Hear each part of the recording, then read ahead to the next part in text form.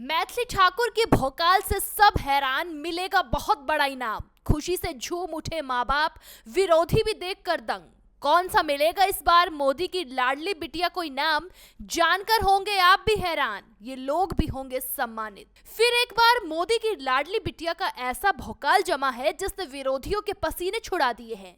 एक तरफ जहां मैथिली ठाकुर अपने कामों से लोगों के दिलों में जगह बना रही है, तो वहीं दूसरी तरफ अब उन्हें एक बड़ा सम्मान भी मिलने जा रहा है जिसने उनके चाहने वालों को गदगद कर दिया है। जबकि बड़े बुजुर्ग सब मैथिली को आगे बढ़ने का आशीर्वाद दे रही है।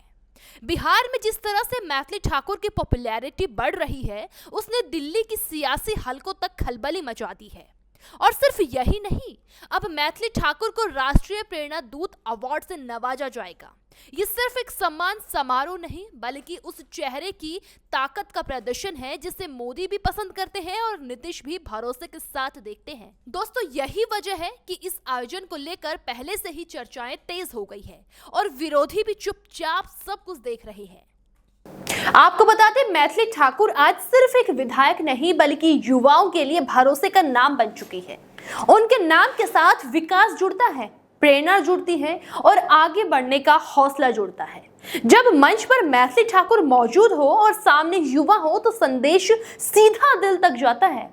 दोस्तों, यही कारण है कि विकसित भारत नेशनल यूथ समिट में उन्हें खास भूमिका दी गई है। इस मंच से विनय शंकर सिन्हा जैसे युवाओं को सम्मान मिलेगा जिन्होंने समाज सेवा, शिक्षा और युवा नेतृत्व में लगातार काम किया है। और जब ये सम्मान मैथिली ठाकुर के हाथों मिलेगा तो उसकी चमक और भी ज्यादा बढ़ जाएगी। यही वो पल होगा जब माता पिता गर्व से झूम उठेंगे और पूरा इलाका तालियों से गूंजेगा। GFXN। विनय शंकर सिन्हा का चयन अपने आप में बड़ी बात है, लेकिन इस कहानी का सबसे मजबूत चेहरा मैथिली ठाकुर ही है, जिनके नाम से इस सम्मान की गूंज दूर तक जा रही है। विनय शंकर का सफर छात्र जीवन से समाज सेवा तक का रहा है। स्काउट, NSS और नेहरू युवा केंद्र से जुड़कर उन्होंने युवाओं को जोड़ने का काम किया। लेकिन मंच पर जब मैथिली ठाकुर होंगी तो संदेश साफ होगा कि बिहार की राजनीति अब सिर्फ कुर्सी की नहीं बल्कि प्रेरणा की राजनीति है। यही मॉडल मोदी के विकसित भारत विजन से जुड़ता है और यही वजह है कि केंद्र भी ऐसे चेहरों को आगे बढ़ते देख खुश है। मैथिली ठाकुर को लेकर यह कहा जाने लगा है कि वो आज की राजनीति में संतुलन की सबसे मजबूत मिसाल है।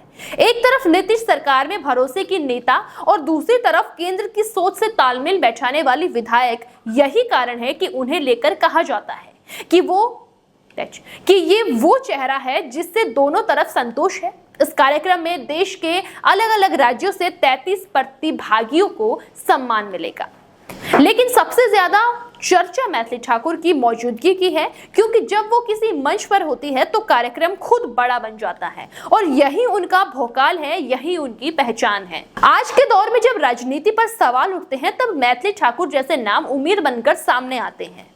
उनका फोकस सिर्फ भाषण नहीं बल्कि जमीन पर काम है।